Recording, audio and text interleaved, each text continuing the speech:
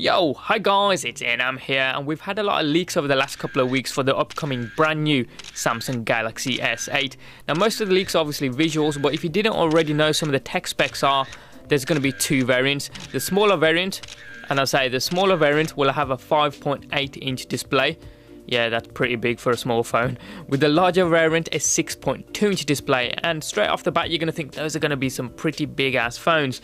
But when you look at the display leaks, there's no home button, there's very minimal bezels along the top and bottom of the displays, and because they're getting rid of the flat screens completely, so you're going to be able to only buy a curved edge phone, the side bezels will be virtually non-existent. Now with two screen sizes, you're obviously going to get two sized battery incarnations internally. So the smaller one will have a 3000 mAh battery, whilst the larger one will have a 3500 mAh battery.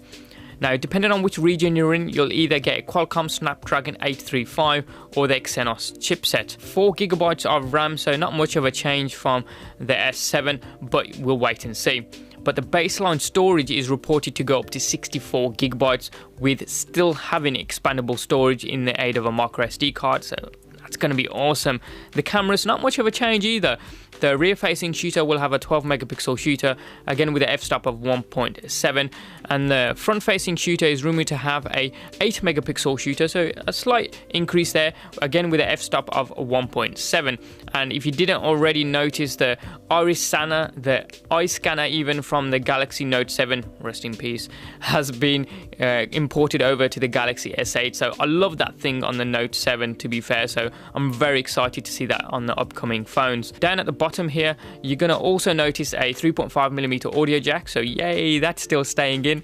You've got a USB Type-C connector and a speaker. There's a mysterious button underneath the volume up and down buttons.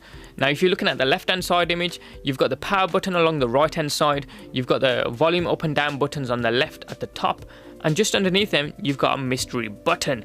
I wonder what that does. I wonder if this is like a programmable button you can set up to do whatever you want. We'll have to wait and see. You'll also notice on this left hand side image there's no Samsung logo along the front of the unit. I can't see this happening, to be fair, so this may just be a new render, and that Samsung logo may go at the bottom bezel of this unit because it's just about big enough. Where else would they put it on the front of the device? Some of the case manufacturers here, they've got their own renders, and they're slightly different to the ones that we've seen from Everleaks. Again, you can see that there's a 3.5mm audio jack on these, a USB Type-C connector at the bottom of the unit, very thin bezels, and as I say, you can see the Samsung logo at the bottom bezel of these particular units here. But it's interesting, these ones don't show an iris scanner along the top, but these are just case renders, so they may be just there to provide dimensions to the case makers. And the fingerprint scanner along the back doesn't seem to be there either, which again is a little bit strange. You'd think you'd want a case maker to leave a cutout for the fingerprint scanner, but again, yeah, that's a little bit weird. But you can see that mysterious third button along the right hand side in that rear image here, so I wonder what that does. The Gostec case maker leaks also appear to show us the same sort of information. A mystery button underneath the volume up and down buttons, no home button on the front and smaller bezels, no fingerprint scanner across the back of the unit either. And as we progress through these, it's pretty much the same. But again, if you were a case maker and you wanted to make cases for the upcoming Galaxy S8, you'd think there would be a cutout for the fingerprint scanner across the back if it were to be there. So unless these are old renders for the Galaxy S8 as they were progressing through the design stages, we don't know as of yet. But this again seems to be like a doctored image, but it looks more of the same.